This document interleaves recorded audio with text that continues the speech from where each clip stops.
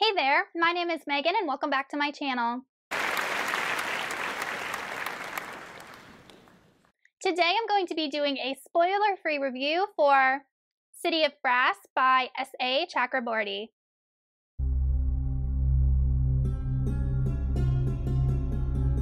Nari has never believed in magic, but certainly she has power. On the streets of 18th century Cairo, she's a con woman of unsurpassed talent. But she knows better than anyone that the trade she uses to get by are all tricks, sleights of hand, learned skills, a means to the delightful end of swindling Ottoman nobles.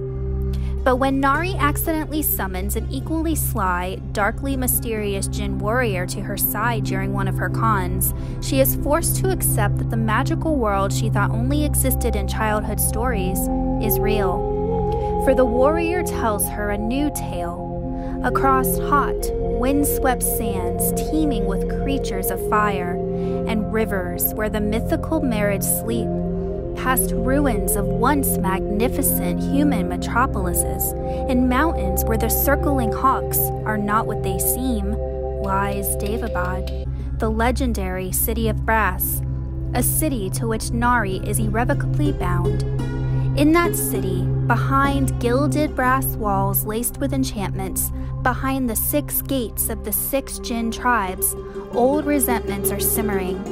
And when Nari decides to enter this world, she learns that true power is fierce and brutal, that magic cannot shield her from the dangerous web of court politics, that even the cleverest of schemes can have deadly consequences.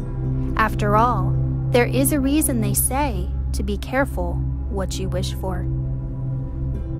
The way that I structure my reviews is I talk about the world, the characters, the things that I like, and the things that I didn't like, and then I give the book an overall rating. If you're interested in just checking out the specific topics, I'll go ahead and link those timestamps down below. But before we go ahead and get on into the review, if you are not already subscribed to my channel, please go ahead and hit that subscribe button as well as the little bell icon so you can be notified every time I post new content. I post new videos every Wednesday and every Saturday and sometimes on Monday. Also, don't forget to check down in the description box for links to my social media, including my Buddy Read Discord and my Patreon. City of Brass is a Middle Eastern-inspired adult fantasy book that takes place in Cairo during the 1800s. So it starts out in a historical setting, and we are following a girl named Nari, and Nari really doesn't remember her parents. She's kind of been an orphan, and she survives on the streets of Cairo by healing people. She has kind of an uncanny ability to heal others, and she also has the ability to heal herself quickly, and she also uses this ability to con people. And she is trying to save up money to eventually train under a healer and better her life and make something of herself. Nari has known since she was little this language that no one else speaks, and she uses this language during her healing sessions to make it seem like she has a special healing ability, which she does, but she doesn't know where this language came from. She doesn't know what she's saying. But one day during this healing ritual, she is chanting this language and she accidentally summons a jinn. The jinn's name that Nari summons is Dara, and he immediately recognizes her as having inhuman abilities, and he decides to take her to the jinn city of Daevabad. So I feel like the world building in this book was really well done. So we get a nice, rich history of the Daevabad and the different kind of Deva or jinn. They're the same thing. They're called 2 different names, which at first is very confusing, but eventually you realize that it's the same thing. So there are different kind of castes of Deva, and each Deva can do something different. And Nari, who is a healer, is part of the caste that has been wiped out. They no longer exist. So that is why she is so important, because there are none that exist and to heal the other Devas. So there are different castes, and there is a ruling caste currently, and the family's last name is known as the Khotanis, and they have been ruling for several centuries and have kind of overtaken the other castes. I felt like the history of the different Devas and the way that they interact politically with one another and the different feuds that have gone on between them, the different wars that have gone on between them, was extremely well done. The political machinations in this book was also really good because you have a lot of people that are playing parts within the political setup that you might not realize are important, but towards the end you find out that they are, and you kind of realize that there is a lot of resentment between these castes, and it is going to build up to a potential problem for the ruling family. There are also these people known as Shafites, and Shafites are half human, half Deva, and they are currently oppressed in Daevabad. They are treated like second class citizens. They are just, it's rough. They are a huge part of the population, and there's some people that sympathize with them and feel like that they should be treated just like the purebloods are, and there's others who want to continue to oppress them. The one negative I will say about the world building is that the way that the magic is used is never actually explained. It's almost like magic is just inherently a part of this world. You just summon it as will. You do what you can do because magic is in everything. I would have liked to see more about how magic exists in Daevabad compared to like Cairo, because it's not like they enter through this like other dimension or anything. So I just thought it would be interesting to see how the magic can live kind of alongside the human world and the humans, and really how these beings access their magic or have their magic. So I just would have liked a tad bit more explanation with regards to how the magic worked, or at least make it a little bit more clear to me personally. Now I'm going to talk about the characters. So we follow two main points of view. The first one is Nari, the thief, and then we also follow the point of view of Ali. And Ali is the current king's second son. So he is not set to inherit the throne. He has been sent away to the citadel to train as a soldier for his whole life. And he is actually not at all what you would expect of like a soldier trained Katani. He is very, very good with a sword and fighting, but he's also extremely sympathetic to the Shafit, and he wants them to have equal rights with the Devas. And not only that, he is very bookish and very smart and likes learning and reading. He is very good at math, counting, money, all of that. And he's just a very interesting character with regards to that because he's not what you would expect. And then we also have Dara. Dara is the jinn that Nari summons, and at the beginning of the book, he is the one that brings her to Daevabad. So they spend a lot of time together, and he has a tragic backstory. There is a lot going on with him, and I personally found him the most interesting character because I can't yet figure out, if he's morally gray or not. With regards to all of these characters, I personally was ambivalent towards all of them. I didn't particularly like any of them, but I didn't hate any of them.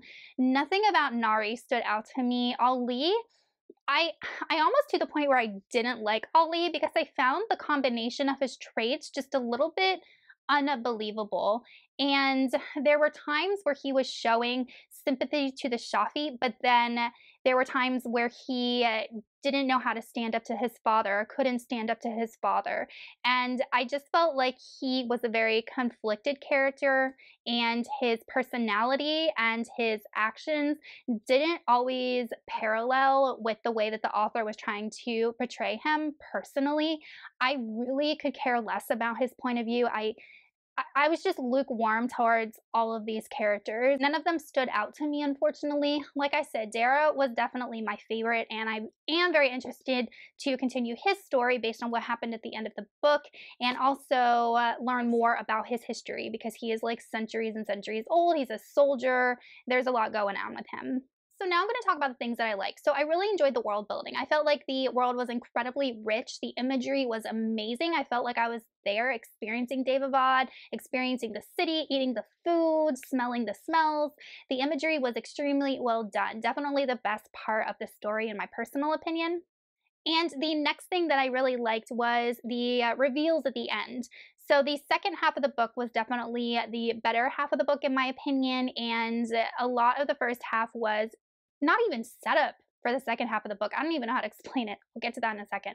But the second half of the book was definitely the one that gripped me most, and there were a lot of reveals at the end of the book that really, really hooked me to find out what was going to happen in book 2, things that I weren't expecting, and things that I can't figure out how they're going to be fixed in book 2. So just a lot of things happened that I can't see where the author is going to go with it. So those reveals and those hooks in the second portion of the book were extremely well done. Now I'm going to talk about the things that I didn't like. So like I already said, I really didn't care too much about any of the characters. I didn't connect with any of them. I just thought that they were okay. I enjoyed reading about their journey, but I wasn't like rooting for any of them particularly, and I wasn't, looking forward to reading from their point of view particularly. So I just personally didn't really enjoy any of the characters. I felt they were just completely average. The next thing that I didn't really like was the pacing of this book. So, the inciting incident happens extremely quickly, which is fine because the story does not take place in Cairo, it takes place in Daevabad. So, it makes sense that that inciting incident would be right at the beginning. But I personally would have liked to see more exposition. And then we get into the first half of the book, which is Dara taking Nari to Daevabad. And I just felt like that was drawn out way too long because, they're experiencing these things in the desert. They're having to fight these ghouls and these ifrits. And it was kind of like, can we just get to Daevabad? Can the real story just start? And kind of piggybacking off of that, there is like budding romantic feelings between Dara and Nari, which right away that's going to be a thing because immediately when Nari like first meets him, she is inner monologuing about how attractive he is. So right away it's like, well, there's going to be something there. And I just wasn't expecting that in the book. I When it came to that part of the book, it felt extremely YA to me because we're constantly hearing in Nari's head about like how gorgeous Dara is, and I just wasn't expecting there to be like immediate romance in the beginning of the book. I just felt like I would have liked to see it maybe evolve over time and just less inner monologuing about physical attraction. So we're getting the first half of the book of these two characters traveling, getting to know each other, and this budding romance. And then we get to Daevabad, and this is where Nari is thrust, into the castle of the Katanis and kind of has to learn about her history as a healer and her ancestors and kind of how to navigate the politics of this world because it's much different than her own. So I felt that that was way more interesting than the first half of the book. And our two plot lines, our two point of views between Ali and Nari finally converge. And the last thing that I didn't like was kind of what I just said with this book. To me personally, reading a bit YA, and I think that the reason that it is marketed as adult is because the world building is very rich and it is much more than you would find in like a YA fantasy.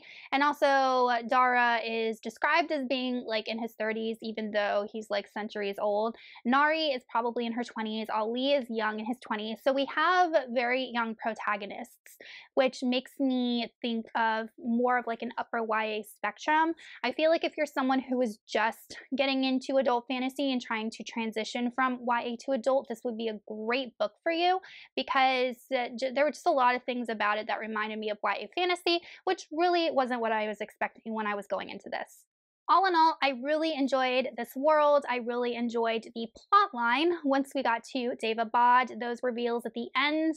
Whew, big setup for book 2. I really didn't care too much for any of the characters. I'm looking forward to learning more about Dara, and hopefully he'll have a big part in the next couple books. All in all, I gave City of Brass 3.5 out of 5 stars, and I would recommend it if you enjoy Middle Eastern fantasy or someone who enjoys romance in your fantasy, or even if you're trying to read more adult fantasy. Let me know in the comments if you have read this book or plan on reading it, and I will see you guys soon in another video. Goodbye!